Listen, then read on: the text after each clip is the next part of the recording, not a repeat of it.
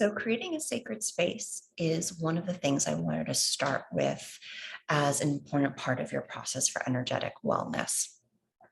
Now, making your home environment in general one that feels calm, peaceful, a retreat or a sanctuary that you can go to is so important as an intuitive, empathic, highly sensitive woman.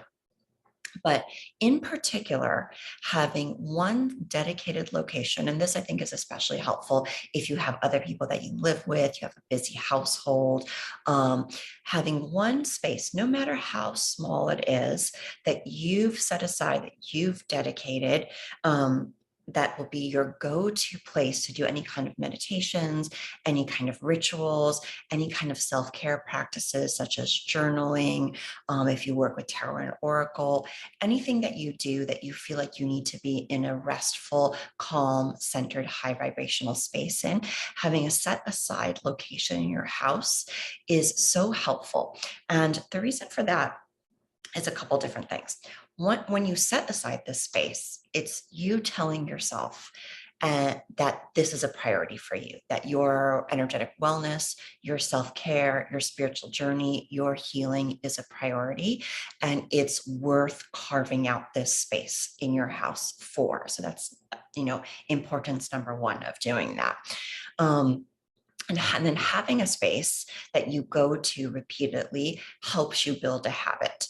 And good habits, daily habits of energetic wellness and healing are going to be what really helps you progress on your spiritual journey. Now, that may shift over time in terms of what specifically you do, what you're focused on, what is capturing your interest. But having this dedicated space that you can go to, no matter what those things are, is going to really help support your habit of spiritual development, basically, and personal development.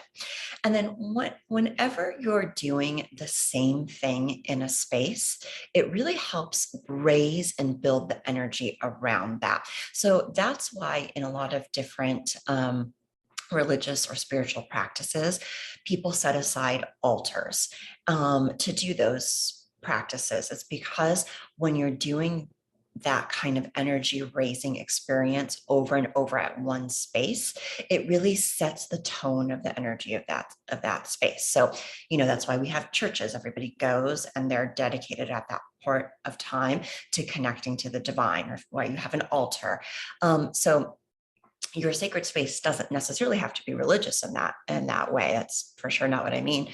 But just the idea of when you're doing the same kind of thing over and over in one particular space, it becomes permeated with that sort of energy. And so therefore you're creating a very high vibrational place for yourself that you can go back to that will help raise your vibration. And it's sort of a self-fulfilling cycle. So that's why I find that that's going to be really important for you. And I know that that's been really important for me. Now, you can customize this space to be completely unique and work for you. It can depend on what kind of space you have available in your house. If you have a big house or a place that's all to yourself, you can make this a whole room that's going to be your sacred room, your meditation retreat, or your little sanctuary in your house. If you have a smaller space or you live with a lot of other people, it can be a little table in a corner. It can be outside in your garden. It can be on your balcony if you're living in an apartment. It can be in a cabinet that you open up and sit in front of when you're ready to do any kind of energetic wellness or other spiritual self-care practices, whatever it is for you. My current sacred space, I kind of look at it in two ways.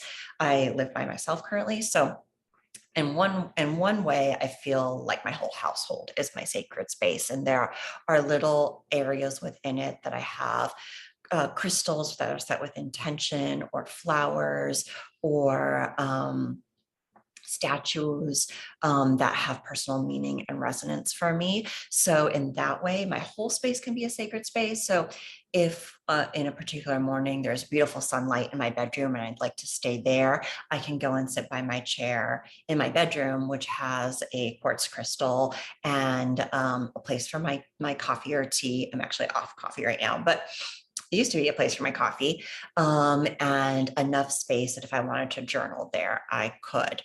I also have a cabinet that I usually in my living room that I usually keep closed during the day. It acts as my TV stand. But when I open it up on the shelving, it's set up as my little personal altar. It has it has some candles, it has some crystals. I do have some statues of the god goddess, as that's something that I personally resonate with. And it also has my malas for mantra practice. It has a vase for flowers, incense, and my tarot and oracle cards. And so on the days that I feel like sitting down and using those tools or connecting to deity in that sort of way, I'll just pull my meditation pillow in front of my cabinet, open it up, and everything is right there. And then when I'm ready to kind of go on for the rest of my day or I'm having people over, I'll just close that cabinet and it's just part of my living room.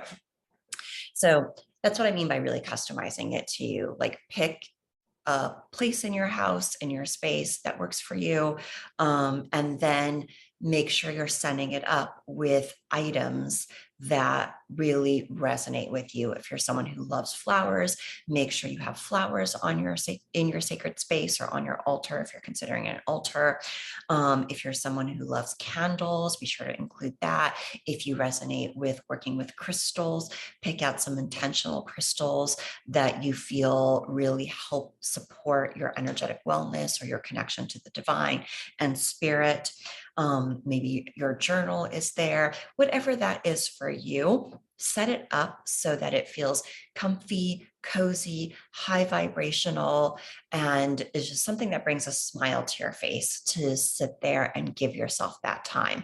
And that's going to really encourage you to start building up these habits. Now, in our next video, we're going to dive into building daily rituals for your self-care practice.